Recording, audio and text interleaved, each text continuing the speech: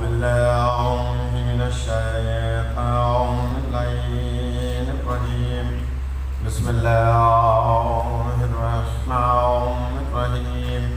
الحمد لله رب العالمين. الصلاة والسلام على سيد الأنبياء والمرسلين وخاتم النبيين أبي القاسم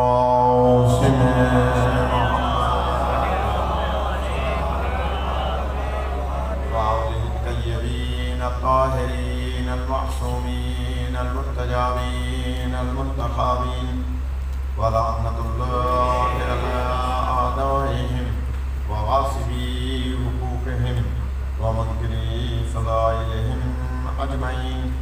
أما بعد، فقال الله سبحانه وتعالى في كتابه المجيد وفرقانه الحميد. بسم الله الرحمن الرحيم. قل كفى بالله شهيدا بيني وبينكم ومن عنده علم الكتاب.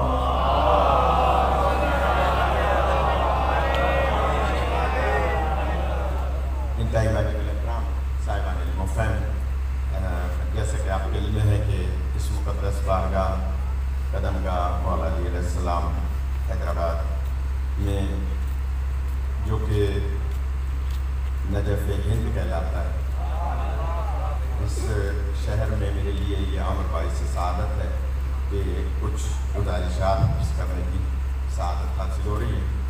اور چونکہ اپنا مزاج ہے کہ لفاظی میں یا ادھر ادھر کی بات کر کے وقت کو ضائع نہیں کرتا ہوں. کوشش ہے کہ براہ راست جو ہے وہ کچھ میٹر دیا جائے نوجوانوں کی خدمت میں. تو اس لیے میں نے گزارش کی تھی، اور میں بہت انتہائی شکر گزار ہوں کہ 2-3 منٹ پہلے ہی شاہ صاحب نے وعدے کو جو ہے وہ پورا کیا. تو 10 بجنے میں 2-3 منٹ تھے تو ہمیں ممبر دے دیا، تو ہم ان کے شکر گزار ہیں.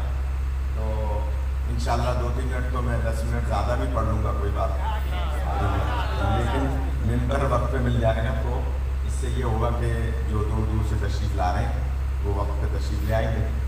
گزارش یہ ہے کہ بنیادی اختلاف اور 73 فرقوں کی وجہ قرآن کو ان لوگوں سے لینا ہے جو غیر معصوم تھے. پھر جملہ کر رہا ہوں، جو 73 فرقوں کی وجہ ہے، 73 فرقے جو مسلمانوں میں اس وقت بھی بہت سارے فرقے ہیں، اس کی وجہ صرف اور صرف یہ ہے کہ قرآن ان سے لیا جن کے گھر میں قرآن نازل نہیں ہوا.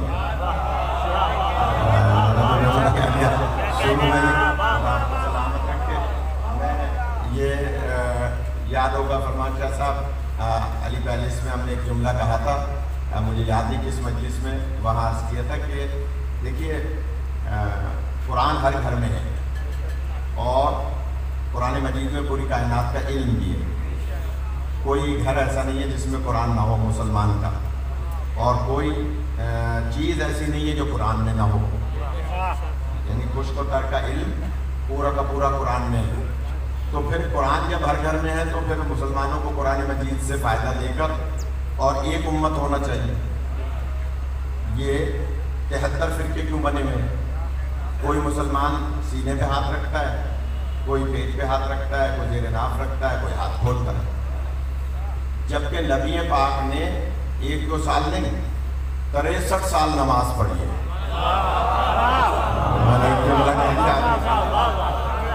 ادھر آئیے، آگے معلوم ہوں ادھر تشریف ہے قبلہ کعبہ علی نذیر رضی صاحب اجازت. میں شکر گزار ہوں، انہوں نے مجھے فون کر کے کل کی مجلس کی تعریف کی کہ بھائی میں تھا تو نہیں، لیکن میں نے سنا ہے کہ مجلس بہت اچھی پڑھی آپ نے.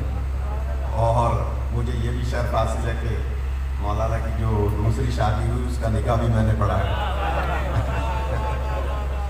اس لحاظ سے میں شکر گزار ہوں کہ مولانا تشریف لائیں. جتنے بھی سبھی پڑھے لکھے ہیں یہاں، کوئی بھی ہمارے یہاں جاہل نہیں ہوتا. تو نبی پاک نے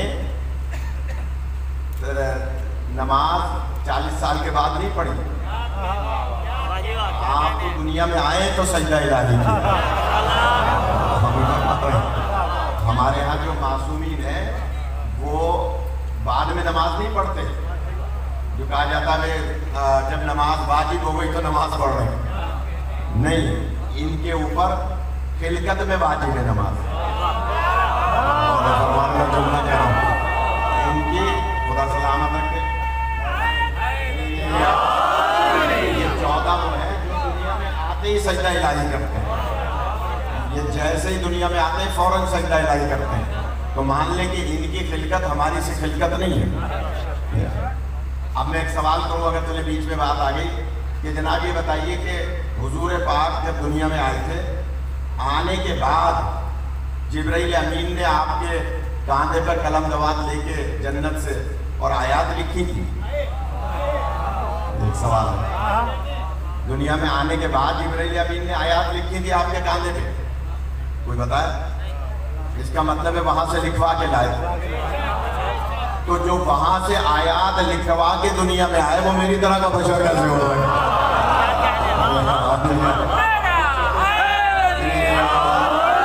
سلامت رکھے۔ آسان سی چھوٹی سی مثال ہے کہ جناب ہمارے ہاں تو جب تک بچے کو غسل نہ دے دیا جائے تو کان میں اذان اقامت نہیں ہوتی، اور حضور وہاں سے آیات لکھوا کے لا رہے ہیں۔ تو دو باتیں ہیں، ان کے دنیا میں آمد کا طریقہ بھی ہماری طرح کا نہیں ہے، اور یہ ہماری طرح کے درشر بھی نہیں ہے۔ میں اس لیے ربیع الاول کے 17 ربیع الاول کے جلسے میں نے ایک جملہ کہا تھا کہ اگر مسلمان صرف نبی پاک کے چہرے کی معرفت حاصل کر لیں تو اللہ کی معرفت حاصل کر لیں۔ جملہ اس پہ غور کیجیے گا جا کے، اصل میں سرکار ہی کی معرفت نہیں ہے، سرکار کو بڑے بھائی جیسا سمجھ لیا، تو پھر ظاہر ہے کہ جب سرکار کی معرفت نہیں ہوگی تو باقی معرفت کیسے ہوگی؟ لہذا سرکار نے 1-2 سال نماز نہیں پڑھی ہے، سرکار نے 63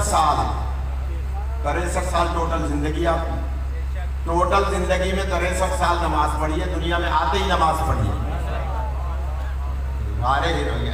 یہ ہزاروں دفعہ روایت سنی ہوئی ہے کہ خانہ کعبہ بیچ میں ہوتا تھا، نبی پاک بیت المقدس کی طرف رخ کر کے بیچ میں کعبے کو لے کے اور نماز پڑھا کرتے تھے، کیونکہ حکم تھا، خانہ کعبہ کا بھی نہیں ہوا تھا حکم، بیت المقدس کا حکم تھا، پھر بھی بیچ میں کعبے کو لے کے اور آپ نماز پڑھتے تھے۔ تو میں سوال کر رہا ہوں مسلمانوں سے، خاص طور پر اس سجدے میں میں نوجوانوں کی خدمت میں عرض کروں گا کہ آخر مسئلہ کیا ہوا کہ اتنے سارے فرقے پیدا ہو گئے؟ کوئی سینے پہ ہاتھ رکھ رہا ہے، کوئی پیٹ پہ ہاتھ رکھ رہا ہے، کوئی زیر ناف ہاتھ رکھ رہا ہے، کوئی ہاتھ کھول رہا ہے۔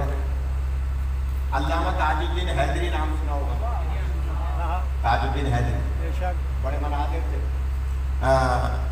ان کے پاس ایک کتاب تھی کہ جس کی فوٹو اسٹیٹ کرا لی ہم نے، اصل تو انہوں نے نہیں دی، ظاہر ہے مناظر کبھی بھی اپنی کتاب نہیں دیتا۔ امام غزالی کی کتاب جو تاج الدین حیدری صاحب کے پاس وہ انتقال کر گیا، خدا ان کے درجات بلند فرمائے، ان کے بیٹے ہیں اظہر حیدری کے نام سے، اب ان کے پاس وہ کتاب ہے، اس میں لکھا ہے کہ امام غزالی، جو ہمارے امام نہیں ہیں، امام غزالی کہتے ہیں کہ جب پہلے حاکم آئے تو وہ سینے پہ ہاتھ رکھ کے نماز پڑھتے تھے۔ ناراض ہو گئے؟ امام غزالی میری روایت نہیں ہے، وہ لکھتے ہیں کہ جب وہ آئے تو وہ سینے پہ ہاتھ رکھ کے نماز پڑھتے تھے، جب دوسرے حاکم آئے تو وہ پیٹ پہ ہاتھ رکھ کے نماز پڑھتے تھے، تیسرے حاکم آئے تو وہ ذرا نیچے ہاتھ رکھ کے نماز پڑھتے تھے، ناف کے نیچے، چوتھے حاکم آئے امام غزالی لکھتے تو وہ ہاتھ کھول کے نماز پڑھتے تھے۔ وہ لکھتے ہیں، اگر کوئی ناراض ہو تو مجھ سے بعد میں بات کر لے، لیکن سنے ایسے جیسے سننے کا ہاتھ۔ جب کسی نے امام غزالی سے پوچھا کہ جناب یہ کیوں سینے پہ ہاتھ رکھتے تھے، تو انہوں نے کہا کہ انہی سے پوچھا تھا کسی نے کہ آپ سینے پہ ہاتھ رکھ کے نماز کیوں پڑھتے ہیں، تو انہوں نے کہا اس لیے کہ میں چاہتا ہوں کہ شرک میرے سینے میں نہ آئے، شرک میرے سینے میں نہ آئے۔ دوسرے جب پیٹ پہ ہاتھ رکھتے تھے ان سے پوچھا بھائی آپ پیٹ پہ ہاتھ کیوں رکھتے ہیں، کیا اس لیے کہ میرے پیٹ میں حرام نہ آئے۔ تیسرے سے پوچھا کہ آپ زیر ناف ہاتھ کیوں رکھتے تھے، تو انہوں نے کہا اس لیے کہ میرا نفس شیطان سے محفوظ رہے۔ چوتھے سے پوچھا کہ علی کیوں نماز پڑھتے تھے سیدھا کھول کے؟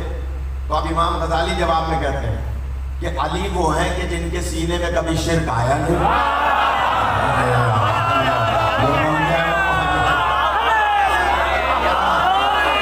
سلامت رکھے، علی کے پیٹ میں کبھی حرام آیا نہیں، اور علی کا نفس تو نفس اللہ ہے۔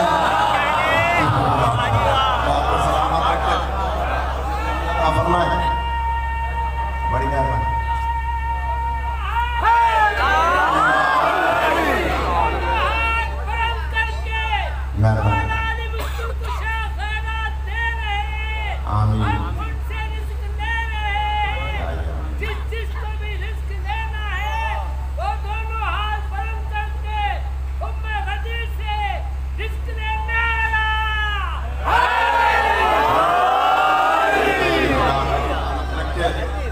ملنگ سائیں کو تو کراچی لے جانا پڑے گا۔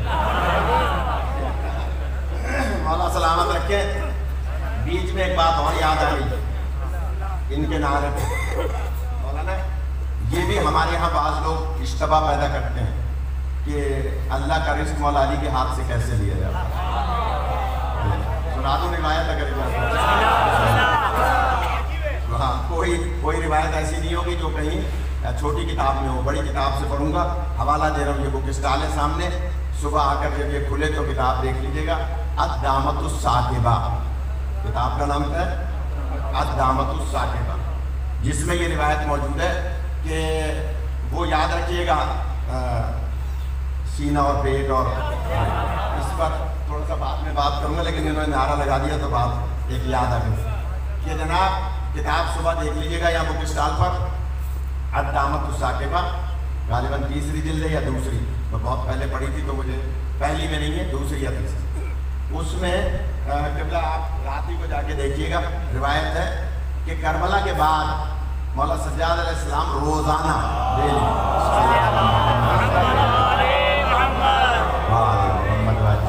مولا روزانہ ڈیلی کربلا کے بعد فجر کی نماز کے بعد مسجد نبوی میں تشریف فرما ہوتے تھے اور روزانہ مجلس پڑھا کرتے تھے ڈیلی، مولا سجاد علیہ السلام، اور ان کے چاہنے والے لوگ آ کر بیٹھ جاتے تھے، اور ڈیلی مولا کے گھر سے تبرک پک کے آتا تھا، اور کہیے گا یہ تبرک کھلانا سنت سجاد علیہ السلام۔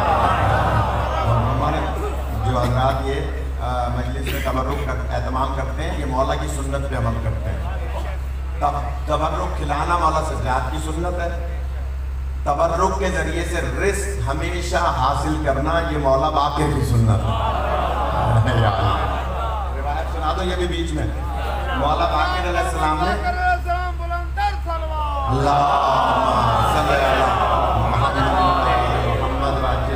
اس اشرے میں بہت ساری باتیں میں اپنے نوجوانوں کے لیے اور اپنے بزرگوں سے دعا لینے کے لیے عرض کروں گا، بیچ بیچ میں اپنا مزاج ہے جو بیچ میں بات یاد آ جائے تو بخل نہیں کرنا چاہیے۔ مولا باقر علیہ السلام نے جائیداد کا ایک حصہ مختص کیا تھا اور وہ تقسیم کر دیا تھا لوگوں میں کہ یہ صرف اس لیے دے رہا ہوں کہ اس کی جو منفعت آئے، کھجوروں کے باغات اور جو بھی اس کی جو منفعت آئے وہ خرچ کرنی ہے عرفات و مینا میں مجلس حسین کرنے کے لیے، یعنی وہ پیسہ صرف آپ نے خرچ کرنا ہے مجلس اعظم میں۔ اب یہاں جتنے ماشاءاللہ بانیان بیٹھے ہیں نا جو مجلسیں کراتے ہیں، گھر میں کرائیں کہیں کرائیں، تبرک کا اہتمام کرتے ہیں، مولوی ذاکرین کو نیاز دیتے ہیں اور اہتمام کرتے ہیں، ان کے لیے جملہ کہہ رہا ہوں، خوش قسمت ہیں آپ۔ غور کیجیے گا، مولا نے پیسہ مختص کیا کہ عرفات و مینا میں مجلس کراؤ۔ کسی نے پوچھا مولا آخر عرفات و مینا میں مجلس؟ فرمایا ہاں اس لیے کہ عرفات و مینا میں پوری دنیا سے حاجی آتے ہیں، ہم چاہتے یہ ہے کہ عرفات و مینا میں ذکر کربلا ہو تاکہ غدیر کی طرح لوگ کربلا کو بھول نہ جائیں۔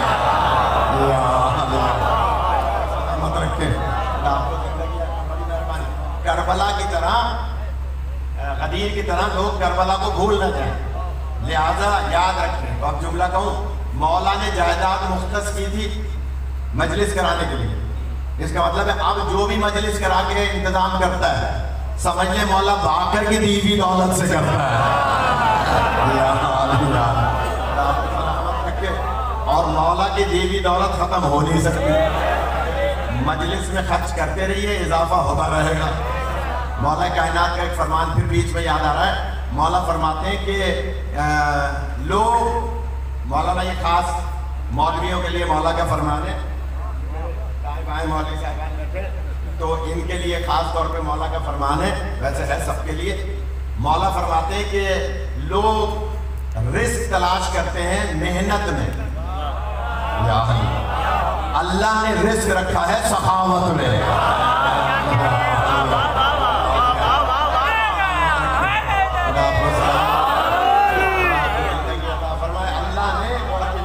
اللہ نے رزق رکھا ہے سخاوت میں، اس لیے کہ آپ دیں گے اپنی حیثیت کے مطابق، علم والا دے گا اپنی حیثیت کے مطابق، اہل بیت دیں گے اپنی حیثیت کے مطابق. اس لیے تم دینے میں بخل نہ کرو. جمعے میں اکثر ہوتا ہوگا، یہاں بھی میں نے تو ہر جگہ دیکھا ہے، جو بندہ سارا سال ٹکا خیرات نہیں کرتا، اگر کوئی جمعے میں کوئی بیچارہ سائل کھڑا ہو جائے، مسافر ہوں، پریشان ہوں، لٹ گیا ہوں، وہ سب سے پہلے اس کو ڈانٹے گا جو کبھی ایک ٹکا خیرات نہیں کرتا. وہ نہیں کرتا ہے. کوئی ناراض نہ ہو، میں کس کو جانتا نہیں ہوں یہاں، کبھی ایسا ہو کہ وہ میرے خلاف ہو جائے. لیکن میں ایک جنرل بات کر رہا ہوں کہ جناب پیسے دینے کے علاوہ ڈانٹے گا، بیٹھ جاؤ، نماز خراب کر رہے ہو، لوگ نماز پڑھ رہے ہیں. مولا فرماتے ہیں میرے اور آپ کے چوتھے امام،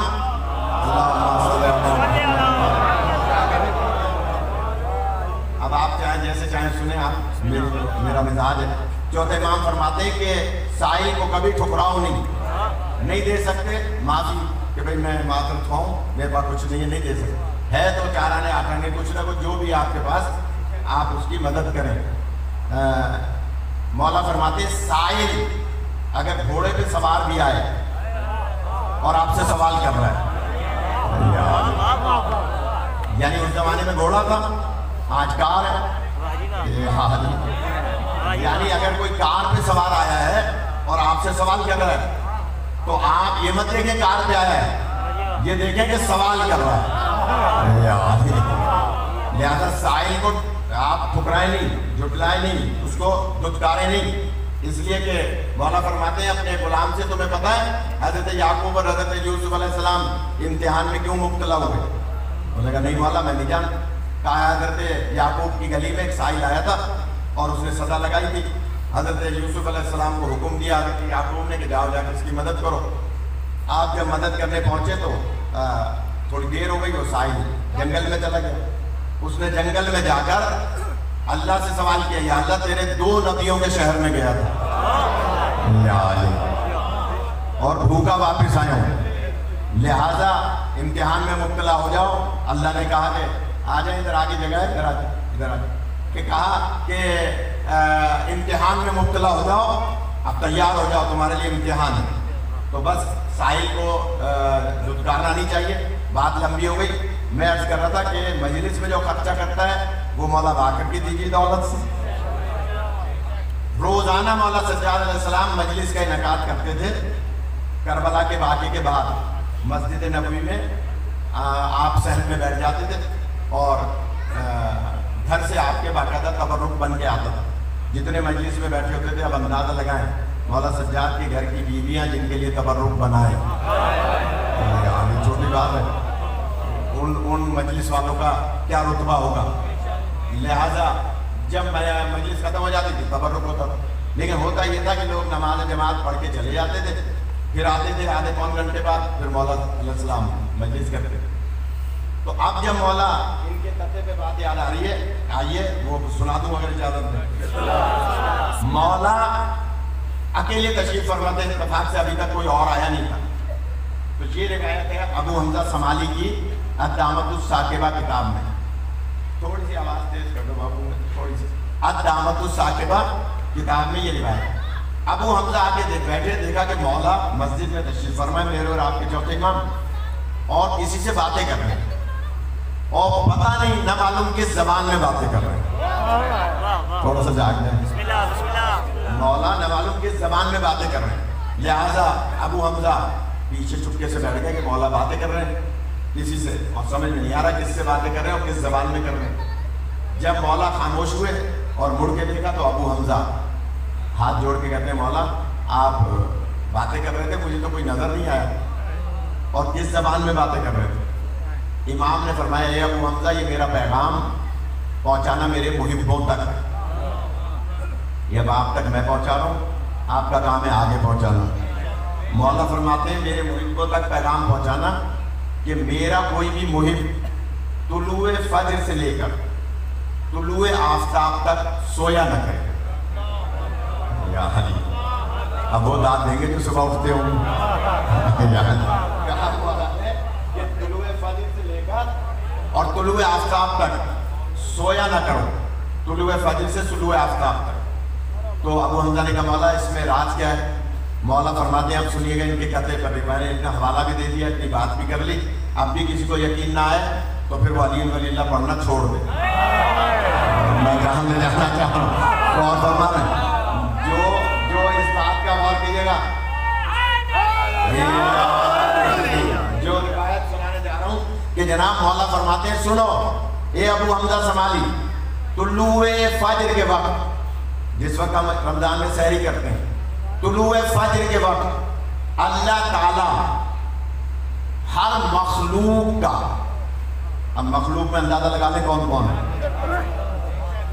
ساری مخلوق ہے نا، یہ پتھر بھی مخلوق ہے، سطح زمین سے لے کے تحت الثری تک جو ہے مخلوق ہے، سطح زمین سے لے کے عرش اولی تک جو بھی ہے مخلوق ہے۔ امام فرما رہے ہیں اللہ تعالی ہر مخلوق کا طلوع فجر کے وقت رزق معین کرتا ہے۔ اب میں جملہ کہوں گا ان کے قطع پہ، طلوع فجر کے وقت اللہ تعالیٰ رزق معین کرتا ہے، منوان وہی جملے ہیں جو کتاب میں بیان کر رہا ہوں، طلوع فجر کے وقت رزق معین کرتا ہے اللہ تعالیٰ، اور طلوع فجر کے وقت امام کے ہاتھوں سے تقسیم کراتا ہے۔ خدا آپ کو سلامت رکھے، میں نے آپ کو دے دیا، خدا آپ کو سلامت رکھے۔ اب جس کو امام کے ہاتھوں سے رزق لینا ہے وہ طلوع فجر کے وقت موجود ہوگا۔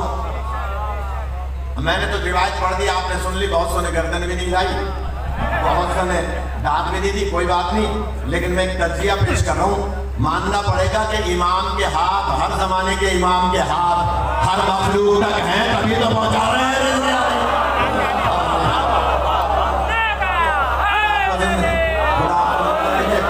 ایسا ہے یا نہیں؟ اگر ہر مخلوق تک امام کے ہاتھ نہیں ہے، بڑی مہربانی، وہ کیسے پہنچا رہے ہیں رزق؟ کوئی غلط نہیں کہا، زمانے کے اپنے زمانے کے مولا علی علیہ السلام امام ہے یا نہیں؟ تو وہ جو کہہ دیتے ہیں کہ صاحب وہ چوٹی والی روایت ذاکروں کی گھڑی ہوئی، فرمانشاہ ذاکروں کی گھڑی بھی نہیں ہے، کتاب میں موجود ہے، لوگوں نے امتحان لینے کی کوشش کی تھی، تو جب روایت ہے علامۃ الثاقبہ کتاب میں نے حوالہ دے دیا، اتنی موٹی ضخیم کتاب ہے، لہذا کئی جلدوں پر ہے، ابھی صرف شاید اس کی 4 جلدیں آئی ہیں اور جلدیں آ رہی ہیں، لکھا ہے کہ جناب ہر زمانے کے امام کے ہاتھ سے ہر مخلوق کو اللہ کا رزق پہنچتا ہے۔ ابو حمزہ پوچھ رہے ہیں کہ مولا یہ آپ باتیں کس سے کر رہے تھے؟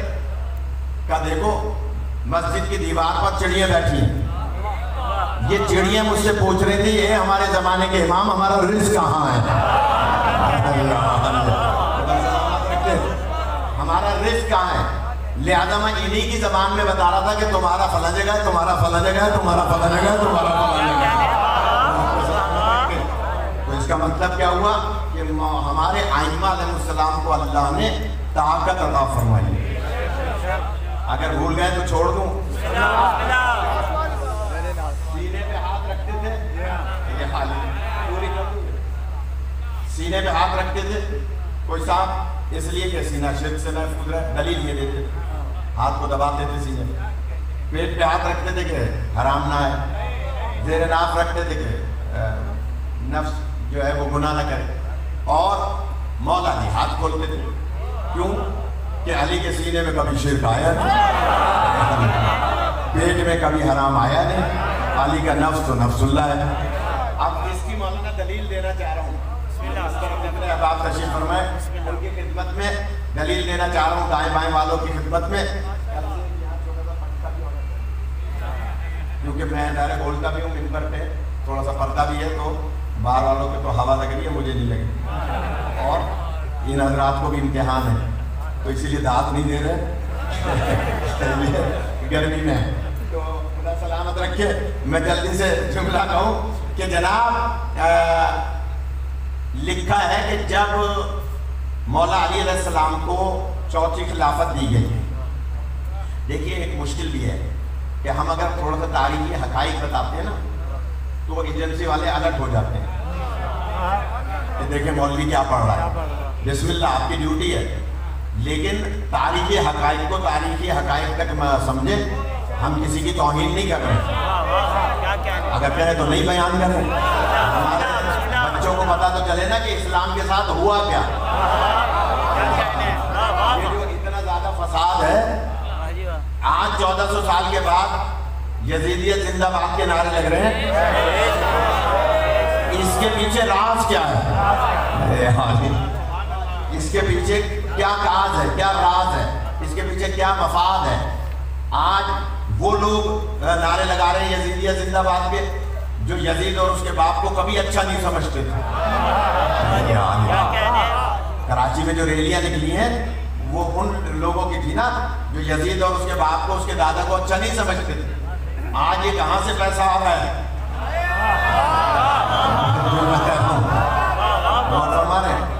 اچھا روحیت اعلان کمیٹی جو ہے نا وہ سب کی ہے، شیعہ اگر 35% ہیں تو ہم بھی اس میں ہیں، چیئرمین کی عدالت مشکوک ہو گئی ہے کیونکہ جو یزیدیت زندہ باد کے نعرے اپنے جلسے میں لگوائے اس کی عدالت مشکوک ہے، جب اس کی عدالت مشکوک ہے تو کوئی عادل ہونا چاہیے، کیونکہ چاند کا مسئلہ نماز روزے سے تعلق رکھتا ہے، چاند کا مسئلہ، لہذا ہونا یہ چاہیے کہ کسی عادل کو چیئرمین بنایا جائے، یہ نوٹ کریں یہاں کی ایجنسیاں اور جتنے بھی افراد ہیں گورنمنٹ کے، وہ نوٹ کریں، اتفاق سے یہ بھائی صاحب ذمہ داری سے فوٹو بھی کھینچ رہے ہیں تو میرا یہ جملہ بھی بھیج دیجیے گا کہ چیئرمین صاحب کو جو ہے روتے لال کمیٹی کے چیئرمین کو تبدیل کیا جائے، اگر آپ مانتے ہیں آواز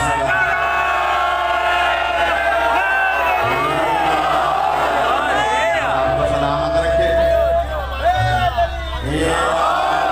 خدا زندگی دے،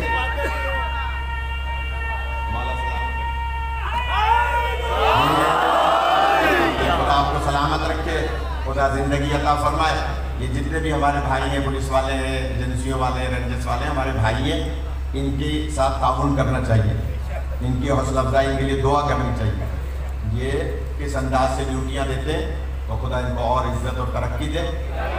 تو بس میں یہ عرض کر رہا تھا کہ جناب ہوا کیا؟ ہوا یہ کہ مولا علی علیہ السلام کو نبی پاک کی وصیت تھی کہ یا علی آپ کو میرے بعد صبر کرنا ہے، آپ کو صبر کرنا ہے، اور میں نے ایک جملہ کہا تھا یاد ہوگا، وصی کہتے ہی اس کو ہیں جو وصیت پہ عمل کرے، اٹھا کے دیکھ لیں، ہم نام تو وصی حیدر رکھ لیتے ہیں بچے کا، لیکن سب کو پتا نہیں ہوتا کہ اس کی معنی کیا ہے، وصی کہتے ہی اس کو ہیں جو وصیت پہ عمل کرے۔ اب سوال مت کیجئے گا علی نے تلوار کیوں نہیں اٹھائی،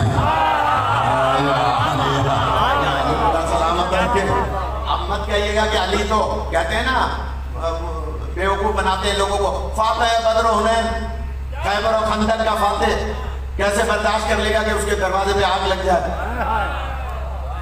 آپ دیکھ رہے ہیں علی کو ان کے ساتھ جن کا علی کے ساتھ کوئی تعلق نہیں ہے،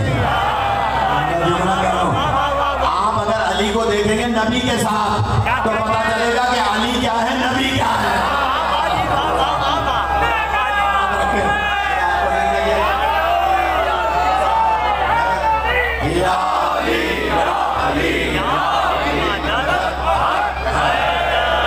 آپ کو سلامت رکھے۔ میں بہت ہی شکر گزار ہوں انجمن امامیہ کا اور شاہ صاحبان کا اور اس صادق بھائی کا کہ جنہوں نے ایسا مجمع مجھے دیا جو بہت زیرک ہے. یعنی چھوٹی سی بات کو جس انداز سے آپ پک کر رہے ہیں یہ آپ کا خاصہ ہے کہ جناب مولا علی کو آپ پیمانے میں پرکھیں نبیوں کے. ان کے پیمانے میں نہ پڑھتے جن کے لیے کہا جاتا ہے کوئی بچوں میں ایمان لایا, کوئی بوڑھوں میں ایمان لایا, کوئی کبھی ایمان لایا, کوئی کبھی کو پرکھنا ہے تو نبیوں میں پرکھیں. لہذا مولا علی کو ملانے کی کوشش نہ کریں, کیونکہ ملاتے ہیں اس لیے کہتے ہیں فاتح بدر انہوں نے انہیں پتہ ہی نہیں ہے وسیع کہتے کس کو ہے.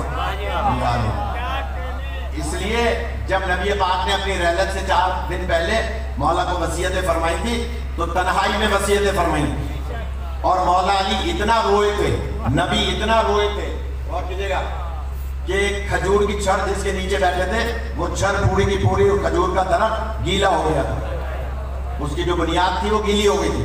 یہ دونوں اتنا روئے تھے, نبی پاک بھی مولا علی بھی. کیوں؟ جانتے ہیں کہ ہم سب کچھ قربان کر دیں گے, اسلام پر آنچ نہیں آنے دیں. تو دیکھ لیا مولا علی علیہ السلام خاموش رہے. دوسری جب خلافت کی باری آئی تو پہلے حاکم نے وصیت کر دی کہ میرے بعد فلاں خلیفہ ہوں گے. ناراض نہیں ہوئے گا مہربانی, میں پہلے کہہ چکا ہوں کہ ہمیں بچوں کو بتانا ہے کہ آخر خرابی کہاں سے پیدا ہوئی. نص کے خلاف کیسے اجتہاد ہوا. یہ اجتہاد نہیں جو ہمارے مجتہدین فروعات دین میں کرتے ہیں, وہ اجتہاد جس کو ہم کہتے ہیں نص کے مقابلے میں اجتہاد. وہ کیا اجتہاد کا, بہت سی باتیں کھولوں گا میں آئندہ مجلسوں میں, تو کوئی ناراض نہ ہو, بھلے یہ ٹیپ کرنے والے بڑھ گئے کل سے اور بڑھ جائیں. میں کچھ باتیں کھولوں گا تاکہ بچوں تک پہنچے, پھر اس کا نتیجہ بھی دیں گے. کہ جناب صرف 1-2 باتیں آج عرض کر دوں کہ مولا نے حق چھوڑ دیا, بنا لیا سقیفے میں. اس کے بعد جب وہ جانے لگے دنیا سے تو کہا کہ میں فلاں ابن فلاں کو جانشین بناتا ہوں. اور لوگوں نے پوچھا جناب سلمان جیسے ہونے کے آپ کیوں وصیت کر رہے ہیں؟ کہا مجھے امت کی فکر ہے. تو آپ کو فکر ہے, رسول کو نہیں. شہید کے والد آئے سے میں جملہ کہہ رہا ہوں کہ یہ پاک کو فکر نہیں تھی. انہوں نے کہا نہیں میں نے وصیت کر دی. وصیت ہو گئی. جب وہ جانے لگے دنیا سے تو انہوں نے ایک کمیٹی بنا دی. نام سنا ہوگا آپ نے, ڈاکٹر پر اسرار. نام سنا ہوگا, کیو ٹی وی پہ بہت پروگرام کرتا تھا, سی ڈی موجود ہے. ایک دفعہ وہ لوگوں کو ایک کمرے میں بیٹھا ہوا 20-25 آدمیوں کو درس دے رہا تھا. تو درس کے دوران کہنے لگا بھائی میں اس ملک میں چاہتا ہوں کہ نظام خلافت رائج ہو. کیا چاہتا ہوں؟ رائج. تو وہ دلائل دے رہے تھے کہ نظام خلافت رائج ہو. تو جب وہ تقریر کر چکے, ادھر آ جائیں, ادھر سامنے,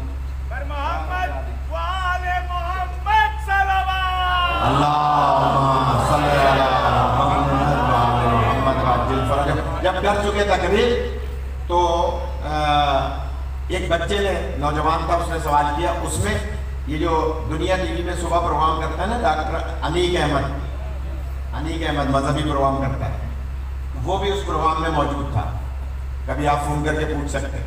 انیق احمد نے پوچھا ڈاکٹر صاحب سے کہ جناب آپ پاکستان میں نظام خلافت رائج کرنا چاہتے ہیں؟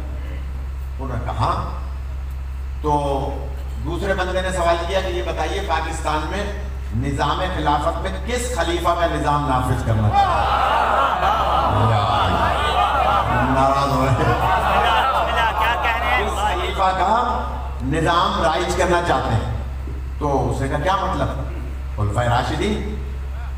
تو سوال کرنے والے نے کہا خلفائے راشدین میں کس کا؟ تھوڑا سا پیچھے والے جان جائیں. خلفائے راشدین میں کس کا؟ تو اس نے کہا کیا مطلب, تم یہ سوال کیوں کر رہے ہو کس کا؟ اب جملہ سنیے گا.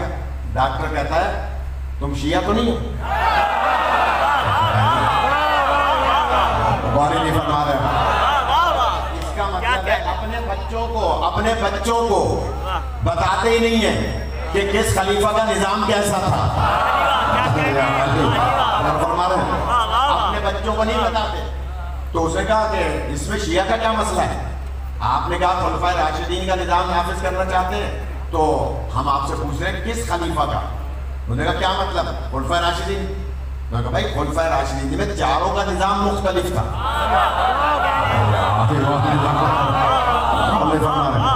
اب میں جملہ کہہ دوں, چار ادھر 4 خلفاء کا نظام بھی مختلف, ادھر مسلمانوں کے 4 اماموں کی فقہ بھی مختلف, یہاں 12 کے 12 کی ایک ہی فقہ ہے.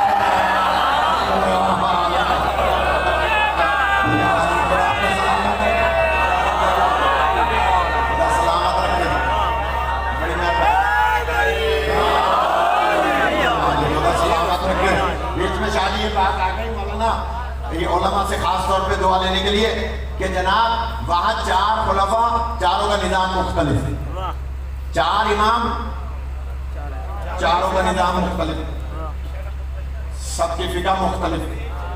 اچھا 4 گننے میں 1 سیکنڈ لگے گا, 1 2 3 4. 12 کو گننے میں بھی ٹائم لگے گا, 12 کو گننے میں بھی ٹائم لگے گا. بتائیے کہ جن کے گننے میں ٹائم نہ لگے ان کی سب کی فقہ الگ الگ ہے, جن کے گننے میں بھی ٹائم لگ رہا ہے ان سب کی فقہ ایک ہے.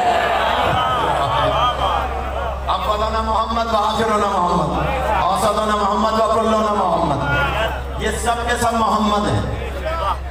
آپ کے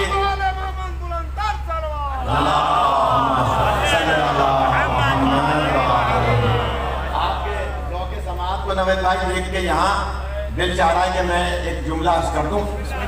کسی نے پوچھا تھا امام موسی کاظم علیہ السلام,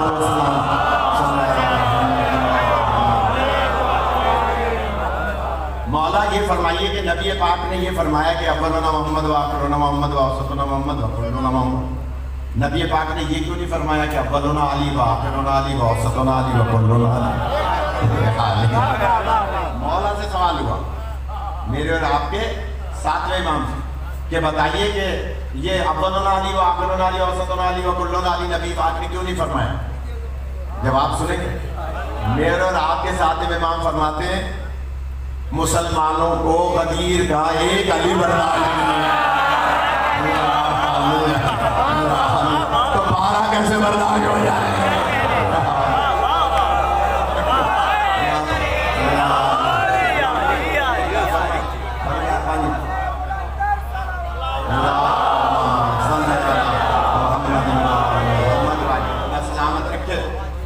یہ زیادہ جو قدم گاہ کے قریب لوگ بیٹھے ہیں وہ نعرہ نہیں لگاتے ہیں.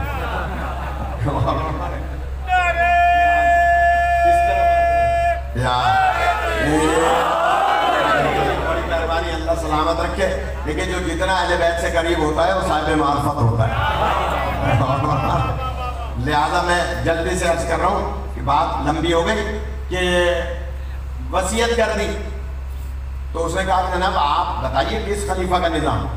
اس نے کہا تم شیعہ ہو, کھانے کا ٹائم ہو رہا ہے تو دیر ہو رہی ہے. اٹھ کے چلے گئے, یعنی جواب نہیں دیا, کیونکہ جانتے ہیں کہ ہر ایک کا نظام مختلف ہے.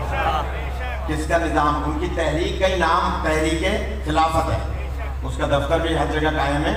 جب سے وہ اس دنیا سے گئے تو وہ دفتر ذرا کم ہو گئے, لیکن ہے میرا. تو میں عرض کر رہا تھا اس نے بہت ایسی باتیں کیوں ٹی وی پہ کی تھی, وہ میں اس طرف نہیں جا رہا, اس کے جوابات ہم دے سکتے ہیں, لیکن میں اپنے موضوع میں رہوں کہ آخر وجہ کیا تھی اسلام میں خرابی جو پیدا ہوئی, اس کی وجہ کیا تھی. جب گئے تو وصیت کر گئے کہ کمیٹی بناتا ہوں میں تیسرے خلافت کے لیے, کہ اس میں فلاں افراد شامل ہوں گے, اور اس میں ایک فرد ایسا ہوگا جسے ویٹو پاور حاصل ہوگا.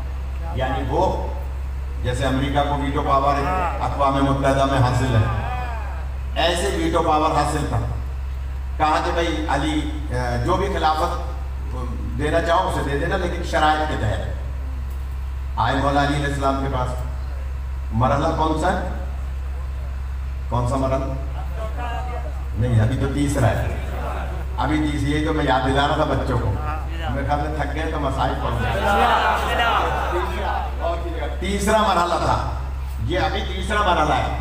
وصیت دوسرے حاکم نے کی تھی, کمیٹی بنائی تھی, یعنی شورا بنائی تھی, اور کہا کہ جاؤ. تو یہ شورا کے لوگ مولا علی علیہ السلام کے پاس آئے اور آ کر کہنے لگے کہ علی ہم آپ کو خلیفہ بنانا چاہتے ہیں لیکن کچھ شرطیں ہیں.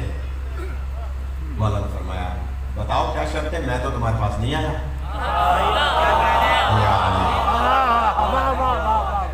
پھر جملہ کہہ رہا ہوں بھائی, یہ IMF سے جو قرضہ لیتے ہیں تو مانگنے جاتے ہیں تو وہ شرطیں رکھتے ہیں. بچوں کے سمجھ میں آ جائے بات, جو ٹی وی دیکھتے ہیں, انٹرنیٹ دیکھتے ہیں, یہ IMF سے قرضہ لیتی ہیں ہماری حکومتیں تو یہ مانگتے ہیں تو وہ شرطیں رکھتے ہیں. مولا فرما رہے ہیں کہ بھئی آئے تو تم میرے پاس ہو, شرط تو میری ہونی چاہیے. بھئی آپ میرے پاس آئے نا, شرط تو میری ہونی چاہیے. کہنے نہیں یا علی, آئے تو ہم آپ کے پاس ہیں لیکن شرط ہماری ہے. مولا صرف بتانے کے لیے کہ میں مولا ہوں, یا علی, علی بتانے کے لیے کہ میں علی ہوں. کہا اچھا بتاؤ کیا شرط. کا پہلی شرط یہ ہے کہ آپ قرآن و سنت پہ عمل کریں گے. یا مولا علی سے کہہ رہے ہیں آپ قرآن و سنت پہ عمل کریں گے. مولا نے اوپر سے نیچے تک دیکھا, فرمایا کہ قرآن تو میں نے اس وقت پڑھا تھا جب نازل بھی نہیں ہوا.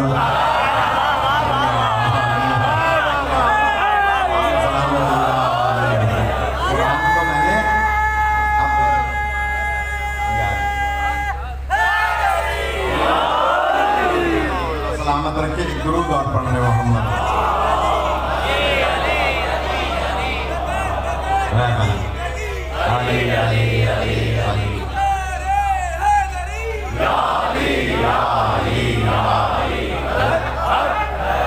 اور ان مجلسوں میں ثابت کروں گا کہ کب پڑھا تھا مولا نے قرآن, لیکن آگے یہ بیچ میں تو بات عرض کر رہا ہوں کہ قرآن تو میں نے اس وقت پڑھا تھا جب وہ نازل بھی نہیں ہوا.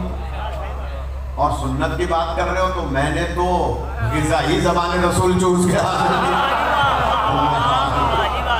سنت کی بات کر رہے ہو تو غذائی میری پہلی غذا زبان رسول, تو تم مجھ سے کہہ رہے ہو کتاب و سنت پہ عمل کرو. ایک بہت لطیف سی بات ہے, یہ واقعات آپ سنتے رہتے ہیں اور کتابوں میں بھی پڑھتے رہتے ہیں, لیکن اس میں جو خطیبوں کا کام ہوتا ہے گہرائی سے کوئی چیز نکالنا. قبلہ روایت نہ ہو, میں ذمہ دار ہوں, آپ سے دعا لینی ہے, مولانا دعا لینی ہے. 3 مرتبہ انہوں نے کہا کہ نہیں یار نہیں, آپ کو زبان سے کہنا پڑے گا کہ میں کتاب و سنت پہ عمل کروں گا. مولا نے جواب میں کیا کہا, میں کتاب و سنت کا پہلے سے حامل ہوں. دیکھیں یہ نجف ہند ہے, میں جملہ کہہ رہا ہوں. کہا کہ میں کتاب و سنت کا پہلے سے حامل ہوں. کہا یا علی دوبارہ کہیے. مولا نے دوبارہ کہا میں کتاب و سنت پہ عمل کروں گا نہیں, پہلے سے حامل ہوں. کیوں؟ اگر مولا کہتے تھے نا ہاں میں کتاب و سنت پہ عمل کروں گا تو فوراً آج دشمن علی لکھ لیتا کہ علی عمل نہیں کرتے تھے, کبھی تو وعدہ کر رہے ہیں.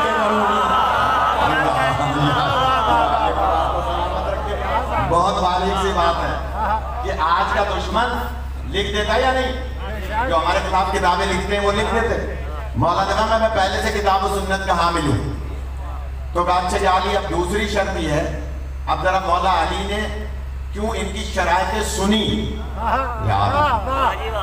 اس کا راز جانیے گا. راز جتنے بھی یہاں شیعہ سنی حضرات تشریف فرمائیں, میں انہیں دعوت فکر دے رہا ہوں برادران اہل سنت کو کہ جناب آپ آئیے. میں نے کل مثال دے دی تھی کہ دروازہ یہی ہے جنت کا, لہذا ادھر ادھر بھٹکنے سے بہتر ہے کہ چلو نہ بتاؤ خاندان والوں کو, دل سے علی ولی اللہ پڑھ لو. اس لیے کہ اس کے بغیر گزارا نہیں ہے. میں دوں گا مثالیں آئندہ کی مجالس میں, لیکن کیونکہ ظاہر ہے کہ یہ پورا اشرا ہے, میں عرض کر رہا ہوں کہ مولا کائنات نے فرمایا اچھا اور کیا شرط ہے. کا دوسری شرط یہ ہے کہ آپ سیرت شیخین پہ عمل کریں گے. یار سمجھانا پڑے گا. شیخ کہتے ہیں ایک کو، شیخین کہتے ہیں دو کو، شیوخ کہتے ہیں تین کو۔ سیرت شیخین پہ جملہ کہوں، شورا والے بھی جانتے تھے، انہوں نے یہ نہیں کہا سیرت سیدین پہ عمل کرنا ہوگا،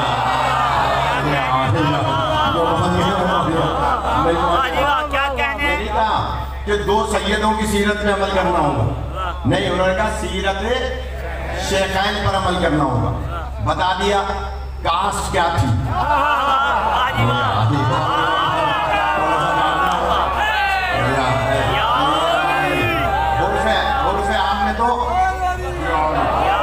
عرف عام میں تو وہاں سب کو یا تو شیخ کہتے تھے یا سید کہتے تھے یا سیدنا کہتے تھے یا شیخ کہتے تھے۔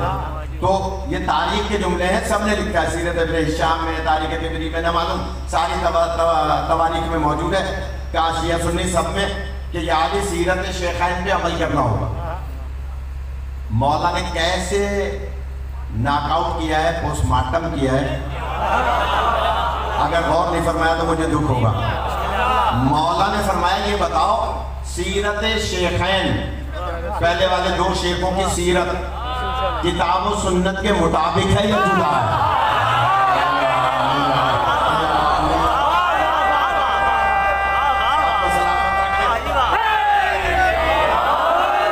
بچوں کے لیے عرض کر رہا ہوں،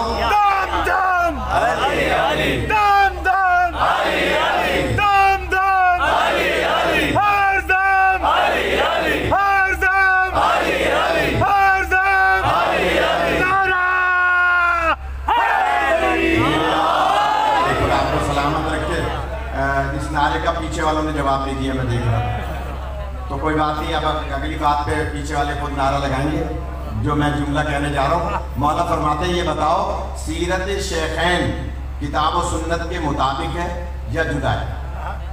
خاموش، چالاک کو تھے نا،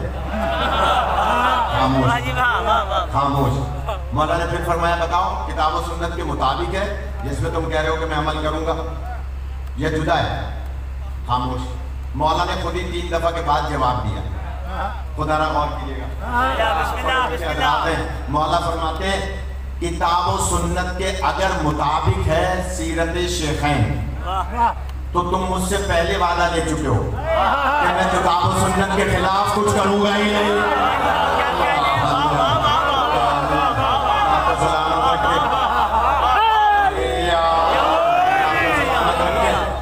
اگر کتاب و سنت کے خلاف ہے تو پہلے وعدہ لے چکے ہو، میں اس پہ عمل کروں گا ہی نہیں۔ اور اگر اگلا جملہ مولا کا سنیے گا، یہ والی سائٹ بولے کی ذرا سے، کہ اگر کتاب و سنت کے مطابق ہے تو تم علیحدہ سے کیوں بیان کر رہے ہو؟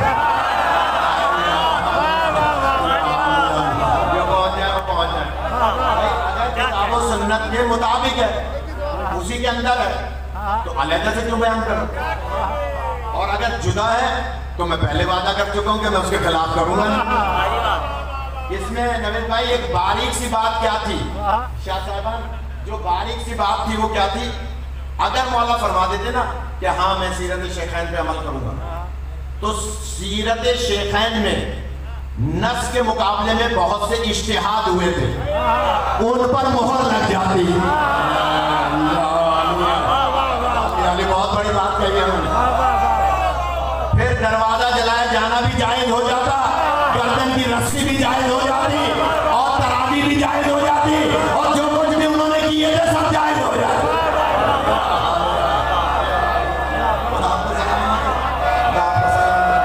بڑی مہربانی،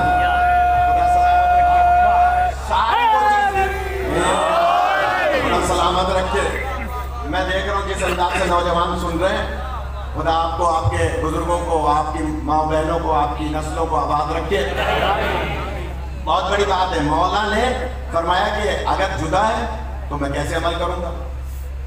اس لیے کہ کتاب و سنت کے خلاف تو میں کروں گا، اگر کتاب و سنت کے مطابق ہے تو علیحدہ سے کیوں بیان کروں؟ اے حال گردن جھک گئی، کہنے لگے یا علی اس کے علاوہ تو خلافت نہیں دیں گے۔ تو کہا میں کب آیا تھا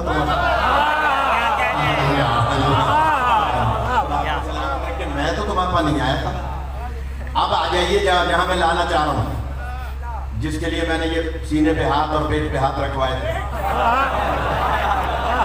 या ले जाना चाह रहा हूँ कि जनाब इमाम गजाली की रिवायत सुनाई थी कि जनाब जब आई चौथी खिलाफत की बारी तो सारे मदीने वाले आए थे, या अली अब कोई शर्त नहीं है, जितनी शर्तें थी वो खुद ही हट गई। या अली अब कोई शर्त नहीं है, अब आप आइए, आपके खिलाफत आपका इंतजार कर रही है। क्यों? कोई शर्त नहीं है, कुछ अब तो मजबूरी है, अली के अलावा कोई है ही नहीं, लिहाजा कहा कि आ जाइए। पहले भी कोई नहीं था अली के अलावा, पहले भी कोई नहीं था, लेकिन पहले मसाइल थे और मास्टरमाइंड थे। इस पे गौर कर लिया बिस्तर पे जाके कि जनाब अब रास्ता कोई है ही नहीं, कि या अली आ जाइए। मौला अली अलैहिस्सलाम मस्जिद में आए, जैसे ही मस्जिद नबवी में पहुंचे, मस्जिद नबवी इतनी खचाखच भरी हुई कि दिल भरने की जगह नहीं थी। दिल जानते हैं आप, दिल को जहाँ डालेंगे अपनी जगह बना लेता है, लेकिन दिल भरने की जगह नहीं थी। इतना मस्जिद पैक थी मस्जिद नबवी। जब मौला अली अलैहिस्सलाम आए और आने के बाद जब मिंबर के पास ऐसा का सहारा लेके पहुंचे कि पहले खुतबा देंगे, फिर नमाज पढ़ाएंगे, फिर बैठ लोग करेंगे, तो इतनी मस्जिद फुल थी कि जगह नहीं थी।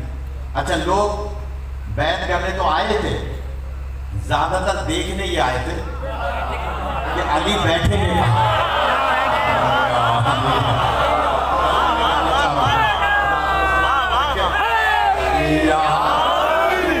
दुआ का तालिब हो, अली बैठेंगे कहाँ। इस मिंबर के भी इत्तेफाक के 4 सीढ़ियां हैं। ये मिंबर जिसने भी बनवाया वो शरीयत जानता है। नबी पाक के जो मिंबर था उसकी भी 4 सीढ़ियां थी, पहले से ही नबी के दौर में ही 4 सीढ़ियां थी। तो जब पहले हाकिम आए तो वो पहली सीढ़ी पे बैठते थे कि पहली सीढ़ी, दूसरे हाकिम दूसरी सीढ़ी पे बैठते थे, तीसरे हाकिम तीसरी सीढ़ी पे बैठते थे। नबी पाक सबसे ऊपर तशरीफ फरमा होते थे। अब बारी है चौथे की। तो पूरा मदीना देखने ही आया था कि अली बैठेंगे कहाँ। पहले हाकिम की जगह पे, दूसरे की जगह पर, तीसरे की जगह पे, वहां तो बैठेंगे नहीं जहाँ रसूल बैठा करते थे। अलहदा मिंबर बनाएंगे, खड़े होके खुतबा देंगे। अच्छा, मस्जिद में ज्यादातर अफराद वो थे सामने जो 24-25 साल के थे, और टोटल पहले दौर जो थे वो 25 साल के थे। ज्यादा नौजवान बैठे थे सामने, क्योंकि बुजुर्ग साहबियों को तो लाइन पे लगाया हुआ था। वो उर्दू में एक जुमला कहा जाता है, वो मैं नहीं कह रहा हूँ, लेकिन लाइन से पहले वो जुमला कहा जाता है, वो नहीं कह रहा कि जनाब वो तो बेचारे साइड में थे। नौजवान जो थे वो आगे आगे थे, जो नारे लगाते थे। तो उनमें से 24-25 साल के नौजवान आगे 2-3 सफों में बैठे थे, बुजुर्ग साइडों में बैठे थे, कोई पीछे बैठे थे। तो ये वो नौजवान थे जिन्होंने पहला दौर पहली सीढ़ी का भी देखा, दूसरा दौर दूसरी सीढ़ी का भी देखा, तीसरा दौर तीसरी सीढ़ी का भी देखा। इन नौजवानों ने सरकार का दौर नहीं देखा था। भाई आज भी बहुत सारे बच्चों को हमारे ज़ियाउल्लाह का दौर याद नहीं होगा, या उससे पहले का भुट्टो साहब का दौर याद नहीं होगा। जो उस जमाने में होंगे उन्हें याद हो, ऐसा है या नहीं। अयूब खान का तो बहुत को ही नहीं होगा। लिहाजा जो दौर याद होते हैं उसी मुतालिक गोया याददाश्त और बातें होती हैं। तो ये नौजवान सामने बैठे थे। मौला अली अलैहिस्सलाम जब आए, पूरा मदीना ये देखने आया था कि अली बैठे थे। मौला मिंबर के करीब आए, ना वो रिवायत मैं जिम्मेदार हूँ, ये भी तारीख तिबरी की रिवायत है, हमारी नहीं है। कहते हैं कि जैसे ही अली मिंबर के पास आए, आपने पहली सीढ़ी पर भी पैर रखा। ना हो तो जुमला कहूं, मौला ने दूसरे पर 2 पैर रखे। दूसरी सीढ़ी पर 2 पैर रखे, तीसरी पर 1 रख के चौथी पे जाके तशरीफ फरमा हुए।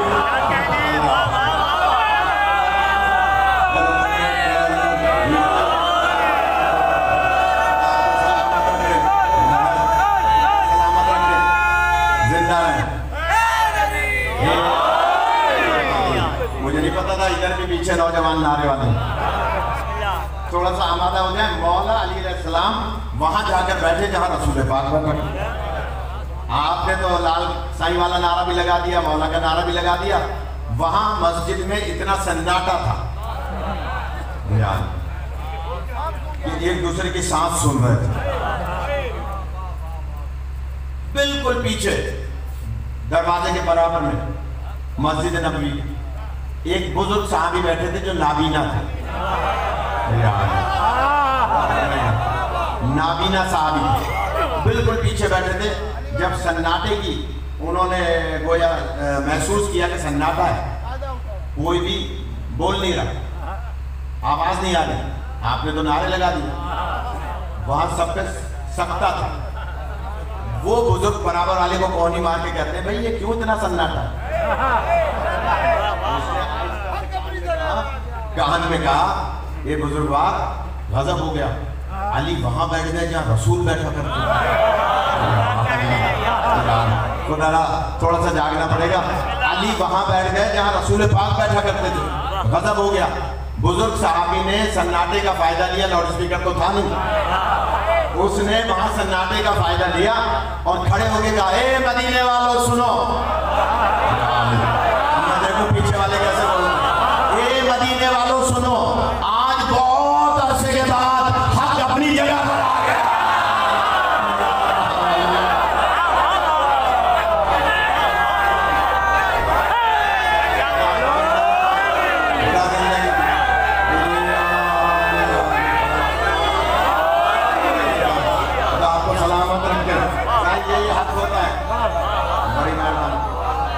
اپنی جگہ پر آ گیا. بہت عرصے کے بعد میں ایک ایک کے لیے دعا کہوں. میں نے دیکھا کسی کا بھی ہاتھ نیچے نہیں تھا, اور جس کا نیچے تھا وہ ایجنسی کا تھا. سلامت رکھے یاد, مولا عزت دے, آپ کو سلامت رکھے. علی علی جہاں بیٹھے بزرگ کہہ رہے ہیں آج بہت عرصے کے بعد حق اپنی جگہ پر آ گیا. سلامت رکھتے بزرگوار نے جیسے یہ جملہ کہا, سب نے ان کی طرف مڑ کے دیکھا. یہ کون ہے جو کہہ رہا ہے کہ حق اپنی جگہ پر آ گیا؟ اچھا بالکل سامنے آپ کا نام کیا؟ سید حسن رضا ریڈی صاحب بیٹھے ہیں. میں ان کی طرف تشبیہ نہیں دے رہا ہوں, لیکن کیونکہ بالکل سامنے بیٹھے اس لیے مثالن عرض کر رہا ہوں, ناراض نہیں ہوئے گا. بالکل سامنے یہ تو 45 کے تو ہوں گے آپ. اچھا بالکل سامنے جو بچہ بیٹھا تھا وہ 25 سال کا تھا, اس کا تاریخ میں نام بھی لکھا ہے. وہ بالکل سامنے بیٹھا. اب ممبر کے ساتھ ایسے ہی بلا تشبیہ جیسے زیدی صاحب بیٹھے ہیں, تو اس نے آہستہ سے کہا یا علی آپ وہاں بیٹھ گئے جہاں رسول پاک بیٹھا تھا.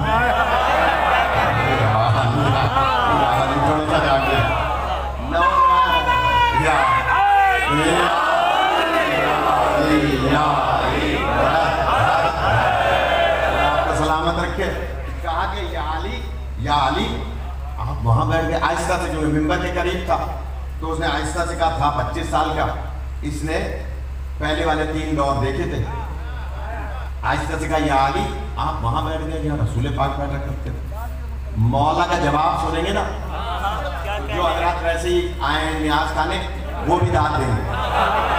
جو مولا کا جواب ہے, مولا کا جواب ہے نا, جو مولا نے جواب دیا ہے, مولا نے اس کی طرف دیکھ کے کہا تم بعد کے مسلمان ہو.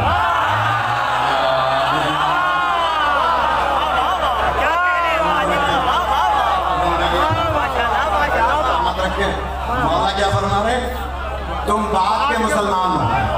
تم نے پہلے دوسرے تیسرے دور دیکھے ہیں, رسول کا دور نہیں دیکھا ہے. یہ تو لکڑی کا منبر ہے, میں تو نبی کے کانوں پہ سوار ہوں.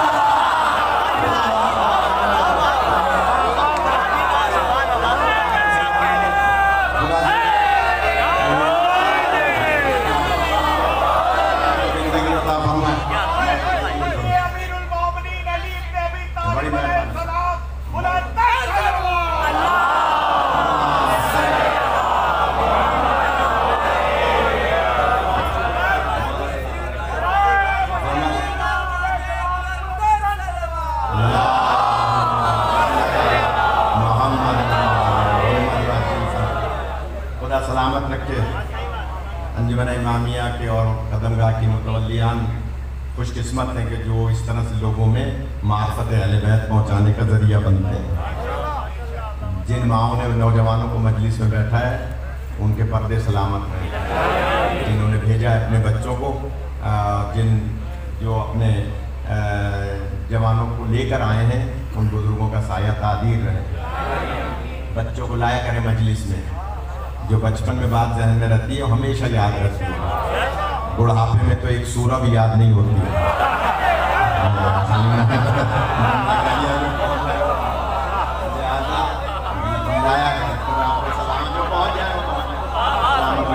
अपने बच्चों को लाया करें। मैं देख रहा हूँ बहुत से नौजवान ज़ीरक हैं, इंतहाई ज़ीरक हैं। खुदा सबकी अक्ल में इजाफा फरमाए। बस ये इस हवाले की आखिरी बात कर दूँ अगर इजाज़त है कि जनाब मौलाए कायनात फरमाते हैं कि तुम बात के मुसलमान हो। तुमने मुझे यहाँ बैठते हुए देखा है, पहला दौर देखा ही नहीं, लिहाजा मैं तो रसूल के कांधों पे वहाँ सवार हुआ था जहाँ कुरान लिखा हुआ था। और मैंने इब्तिदा में कहा था कि कुरान वहाँ से लिखवा के लाए थे। यहाँ आके कुरान नहीं लिखा, जिब्रील अमीन ने नहीं लिखा, जन्नत से कलम दवात लाके वहाँ से लिखवा के लाए थे। तो जहाँ कुरान मजीद लिखा हो वहाँ अली के कदम थे और बुतों को तोड़ा था। इसीलिए इन्हें कहते हैं नातिक कुरान। लिखा हुआ जो था वो सामित कुरान था। और कीजिएगा मौला खुतबा बयान फरमाते हैं, फिर नमाज पढ़ाते हैं। आप जुमला सुनिएगा, इस आज की नशिस्त का आखिरी जुमला फ़ज़ाइल का, जब मौला नमाज पढ़ाते हैं और नमाज से फारिग हुए तो उसी बुजुर्ग ने पूछा बराबर वाले से कि नमाज भी अली ने पढ़ाई है? मैं जाना चाह रहा हूँ। इमाम गजाली क्या कहते हैं कि अली हाथ खोल के नमाज पढ़ते थे। फिर जुमला में बहुत बड़ा मसला हल करना चाह रहा हूँ। इमाम गजाली कह रहे हैं कि इमाम अली हाथ खोल के नमाज पढ़ते थे। जो और दलाइल मैंने दिए थे वो अपनी जगह। इमाम गजाली ने कहा अली हाथ खोल के नमाज पढ़ते थे। ये बुजुर्गवार उससे पूछ रहे नमाज भी अली ने पढ़ाई है, क्योंकि खुद नाबीना थे। तो उन्होंने कहा हाँ नमाज भी अली ने पढ़ाई है। तो पुकार के कहते हैं सुनो मदीने वालों, आज बहुत अरसे के बाद हमने नमाज भी रसूल वाली पढ़ी है।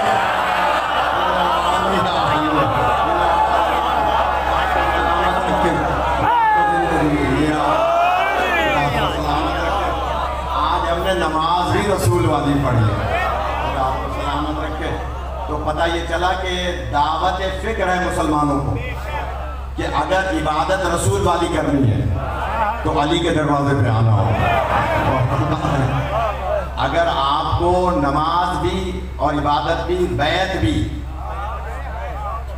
तो अली के दरवाजे पे आना होगा। एक सवाल हुआ था, अब मैं क्या कहूँ, 1 घंटा 2-3 मिनट हो गए कि जनाब एक सवाल हुआ था। अभी मैं गुजरात में पढ़ रहा था खमसा, तो वहाँ जनाब आम तौर पर लोग बैत कर लेते हैं लोगों की, जनाब मैं फला से फला की बैत करता हूँ। ये ख़ास तौर पे नाराज़ ना हो कोई, हमारी फ़िक़्ह में गैर मासूम की बैत हराम है।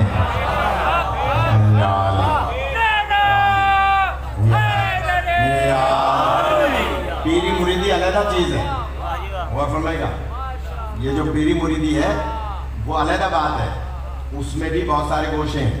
लेकिन ये जो बैत है ना, बैत कि जनाब गए और जाकर इतने बड़े बड़े जो है ना वो पटके बहने में और पैसे हाथ में रख के उधर बैत की, वो पैसे गिरा रहा है, वो हाथ रख रहे, देखते रहते हैं इंटरनेट पे, आप व्हाट्सएप वगैरह पे क्लिप्स आती रहती हैं। मासूम पर मुझसे सवाल हुआ कि हाँ ये जो बैत का निज़ाम है ये क्या है? मैंने कहा जनाब हमारे यहाँ फ़िक़्ह जाफ़रिया में गैर मासूम की बैत हराम है। क्यों? क़िबला काबा मौलाना कासिम साहब मेरे भी उस्ताद थे, जब वो बिल्कुल सीनियर थे, बुजुर्ग थे, इंतकाल से न पहले के। और क़िबला वली नज़ीर साहब के भी उस्ताद थे, मौलाना क़िबला मोहम्मद कासिम रहनी साहब। यहाँ पहले वो किसी ज़माने में मशाइर रूम में होते थे, बुजुर्ग वगैरह को याद होगा। तो बहुत बड़े बड़े उलमा के उस्ताद थे, उस्ताद उलमा थे। انہوں نے کتاب لکھی تھی بیعت کے موضوع پر. اس میں لکھا تھا کہ بیع کا مطلب ہے بیع ہونا، اپنے آپ کو بیچنا.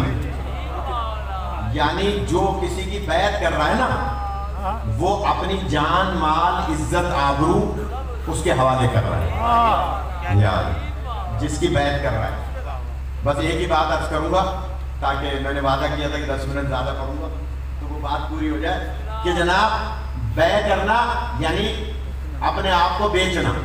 اور صرف بیچنا یہ نہیں، جان، مال، عزت، آبرو سب کچھ اس کے حوالے کرنا. استاد فرماتے ہیں، اور انہوں نے باقاعدہ اس پہ بیعت کی آیتیں بھی ہیں، اس پہ انہوں نے تبصرہ کیا. فرماتے ہیں کہ جو بیعت لے رہا ہوتا ہے، جو پیر ہوتا ہے، جو بیعت لے رہا ہوتا ہے، وہ کم سے کم اس کے بدلے میں کیا دے گا؟ کم سے کم اس کے بدلے میں جنت کا ضامن ہوگا. سلامت رکھے. تو اب ایسے کائنات میں آپ دکھا دیں کہ جو جنت کی ضمانت ہے، بیعت ہم کر لیں گے. آپ کو سلامت رکھے. لہذا بیعت غیر معصوم کی نہیں ہوتی. بعض لوگ کہہ دیتے ہیں نا ہم تو تقلید امام کی کرتے ہیں. تقلید امام کی ہو ہی نہیں سکتی. امام کی دو چیزیں ہوتی ہیں، یا اطاعت ہوتی ہے یا بیعت ہوتی ہے. کیوں؟ دلیل ہے. تقلید ہوتی ہے فروعات دین میں، امام ہے اصول دین میں. لہذا تقلید کا تعلق ہے نماز، روزہ، حج، زکوٰۃ، خمس، جہاد، امر بالمعروف، نہی عن المنکر، تبرع، تولہ. یہ جو 10 فروعات دین ہے، اس کا تعلق ہے تقلید سے. کسی بھی جامع شرائع مجتہد کی تقلید ان 10 چیزوں میں کرنی ہے، کیونکہ ان میں تبدیلی واقع ہو سکتی ہے. امام میں تبدیلی نہیں ہے. امام میں تبدیلی نہیں ہے. 12 سے 13 امام نہیں ہو سکتے، اسی طرح سے 11 نہیں ہو سکتے. معصوم 14 ہیں، یہ معصوم، اور انبیاء بھی معصوم ہیں، 1,24,000 پیغمبر. لہذا معصوموں میں تبدیلی نہیں ہو سکتی، امام میں تبدیلی نہیں ہو سکتی. لہذا بیعت غیر معصوم کی حرام ہے.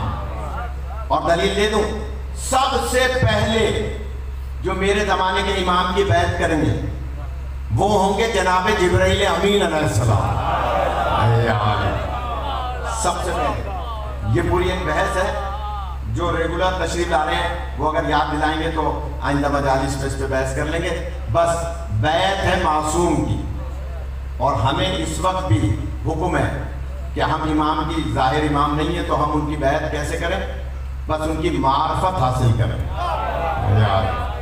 جب معرفت حاصل ہوگی تو بیعت خود بخود ہو جائے گی. لہٰذا علی علیہ السلام کے مقابلے میں جتنے بھی لائے گئے وہ پلاننگ کے تحت قرآن اور نص کے مقابلے میں لائے گئے. ہم یہی مجلس میں بیان کریں گے آئندہ مجالس میں کہ کہاں کیا کیا ہوا، نص کیا کہہ رہی تھی، آیت کیا کہہ رہی تھی، اور مسلمان کیا کر رہے تھے، اور یہ اختلاف کیوں پیدا ہوا ہے. درود پڑھ لیں محمد و آل محمد.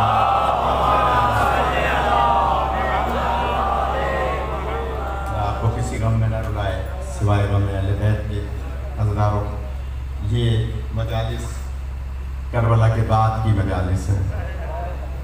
کربلا میں حضرت زہرا کا باغ اجڑا، اور کس طرح سے لوگوں نے مخدرات عصمت، اور حضرات سخت روایات میں پڑھنے کا عادی نہیں ہوں کیونکہ مومن کا دل قبر حسین ہوتا ہے. لہذا وہ روایات جو آسانی سے برداشت کر سکیں، کتابیں بھری پڑھی ہیں مصائب اہل بیت سے. خدا آپ کو کسی غم میں نہ رلائے سوائے مظلوم کربلا کے. عزادارو، جب جناب شہر بانو مولا حسین علیہ السلام کے عقد میں آئی تھی، مولا علی علیہ السلام نے عقد بڑھایا تھا، اس وقت ان کے ساتھ، کیونکہ یہ شہزادی تھیں، کتاب کا نام ہے سراج غم، بحور الغمہ اور نزہۃ المصائب. ان 3 کتابوں میں یہ روایت ہے جو میں عرض کرنے جا رہا ہوں، جو دور دور سے آئے ہیں، میری مائیں بہنیں مجلس سن رہی ہیں، کہ جب بی بی آئیں مولا کے عقد میں تو 40 کنیزیں آپ کے ساتھ تھیں، کیونکہ آپ شہزادی تھیں، ایران کی شہزادی تھی۔ لہذا جب کنیزیں آئیں تو مولا حسین علیہ السلام نے بی بی شہربانو سے کہا کہ بی بی میں چاہتا ہوں کہ آپ کی اس شادی کی سبب میں ان میں سے کچھ کنیزیں آزاد کر دوں۔ بی بی نے کہا آپ مالک ہیں، آپ جو چاہیں فرمائیں۔ مولا نے 30 کنیزیں آزاد کر دیں۔ کنیزیں آزاد کرنا آسان کام نہیں ہوتا تھا اس زمانے میں، غلام آزاد کرنا آسان کام نہیں ہوتا تھا۔ مولا نے 30 کنیزیں آزاد کی، ان میں سے 10 رہ گئیں۔ روایت ان 3 کتابوں کے حوالے سے عرض کر رہا ہوں، علماء موجود ہیں، پڑھے لکھے حضرات، مجلس سے پڑھنے والے لوگ یہاں تشریف فرمائیں۔ مولا نے 10 کنیزیں رہ گئیں۔ جب مولا سجاد اس دنیا میں آئے تو مولا نے اس میں سے 9 کنیزوں کو آزاد کر دیا، 1 کنیز رہ گئی۔ سنیے گا، مولا نے ایک دن اس کنیز سے کہا کہ میں تمہاری شادی کرنا چاہتا ہوں، میرا غلام ہے جس کا نام ہے عبداللہ، جو کوفے کے نزدیک ایک پہاڑ ہے جس کا نام ہے کوہ مامورہ، کوہ مامورہ کا رہنے والا ہے۔ میں چاہتا ہوں کہ میں تمہارا عقد اس سے کر دوں اور تم اپنا گھر بساؤ۔ وہ کنیز مولا کے قدموں میں گر گئی۔ مولا آپ امام ہیں، امام کی بات ہم رد نہیں کر سکتے، بہتر تھا کہ آپ مجھے یہاں کنیزی میں رہنے دیتے۔ مولا فرماتے نہیں، میرا حکم سمجھو۔ کہ مولا اگر آپ کا حکم ہے تو میں کون ہوتی ہوں؟ حضرت مولا نے عبداللہ نامی شخص سے، کوہ مامورہ کے رہنے والے، جو کوفہ کی پہاڑیوں میں سے ایک پہاڑی ہے، وہاں اس کا عقد کر دیا۔ سنیے گا، جب وہ مولا کے گھر سے خدا حافظ کرنے لگی، ابھی ایک قدم باہر تھا، ایک قدم اندر تھا، مڑ کے دیکھ کے کہتی ہے مولا کبھی میرے غریب خانے پہ تشریف لائیے، مولا کبھی میرے غریب خانے پہ تشریف لائیے گا۔ سنیں گے حضرات جو رونے آئے ہیں، مولا فرماتے ہیں ہاں میں تمہارے گھر آؤں گا، کاش تم مجھے پہچان لو۔ حضرات یہ سننا تھا، رونے لگی۔ مولا یہ کیسے ہو سکتا ہے میں آپ کو نہ پہچانوں؟ مولا فرماتے ہیں میں اپنی بہنوں کو بھی ساتھ لاؤں گا، کاش تم انہیں پہچان لو۔ کہا مولا یہ کیسے ہو سکتا ہے میں جس آقا زادی کی خدمت کرتی رہی ہوں اس زینب ام کلثوم کو نہ پہچانوں؟ یہ کیسے ہو سکتا ہے؟ عزاداروں مولا فرماتے ہیں جاؤ ہم تم سے وعدہ کرتے ہیں۔ اس نے کہا مولا کب تشریف لائیے گا؟ مولا فرماتے ہیں کہ 61 ہجری ہوگی، محرم کا مہینہ ہوگا۔ جو رونے آئے ہیں دور دور سے، عزاداروں خدا آپ کو کسی غم میں نہ رلائے۔ جب گریہ بلند ہو اپنے دل کی دعا مانگیے گا۔ عزاداروں جس وقت محرم کا چاند نمودار ہوا اور 61 ہجری کا چاند نمودار ہوا، اس نے اپنے گھر میں رنگ روغن کرانا شروع کر دیا۔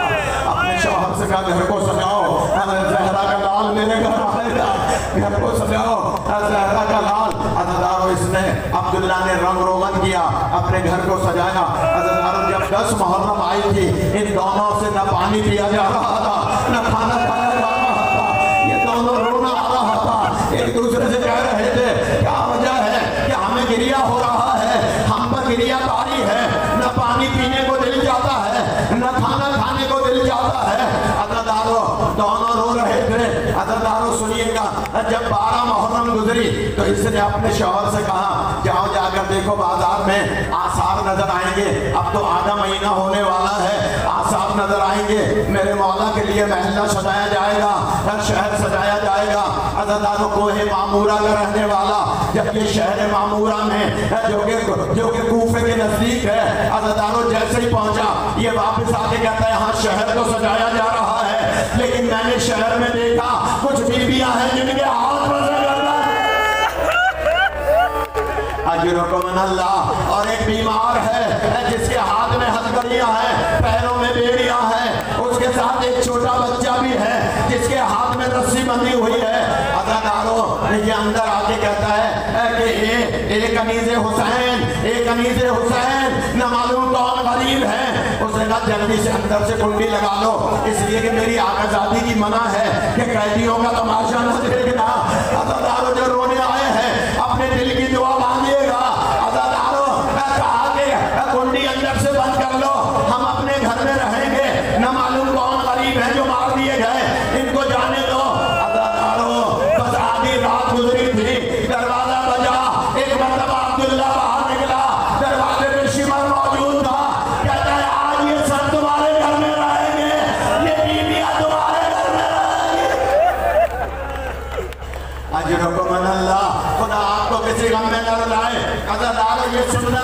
ایک مرتبہ عبداللہ کہتا ہے کہ کسی اور گھر میں ٹھہرا دو، ہم قیدیوں کا تماشا نہیں دیکھتے۔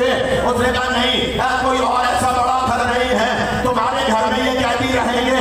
حضرت وہ کنیز حسین ایک حجرے میں اندر سے کنڈی لگا کے بیٹھ گئی کہ میں قیدیوں کو نہیں دیکھوں گی، آقا زادی کی منع ہے۔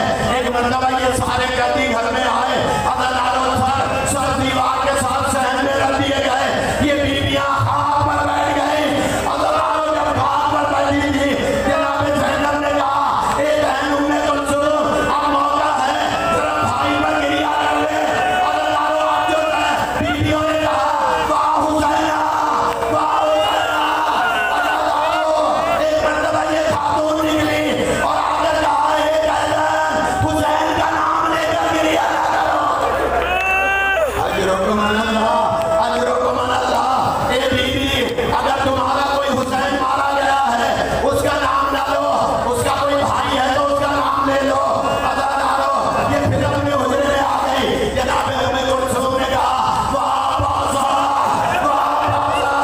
حضرت یہ پھر باہر آئی، لیکن اس نے قیدیوں کی طرف نہیں دیکھا، رخ اپنا دوسری طرف تھا، بات ادھر کر رہی تھی، کہہ رہی تھی اے بیوی، اگر کوئی عباس نام کا تمہارا بھائی ہے، اس کا نام نہ لو، میرے آقا کا نام بھی حسین، ان کے بھائی کا نام بھی عباس۔ حضرت ایک مرتبہ بیویاں خاموش ہوئی، یہ پھر حجرے میں گئی، جا کر سو گئی، تخت کے اوپر سو رہی تھی، خواب میں مولا حسین کو دیکھا، کہا اے شیرین، ایسے مہمان بلایا جاتا ہے، ارے تم تو تخت پر بیٹھی ہو، میری بہن صاحبہ شیرین باہر آئی، اے آقا زادی زینب، یہ کیا ہو گیا؟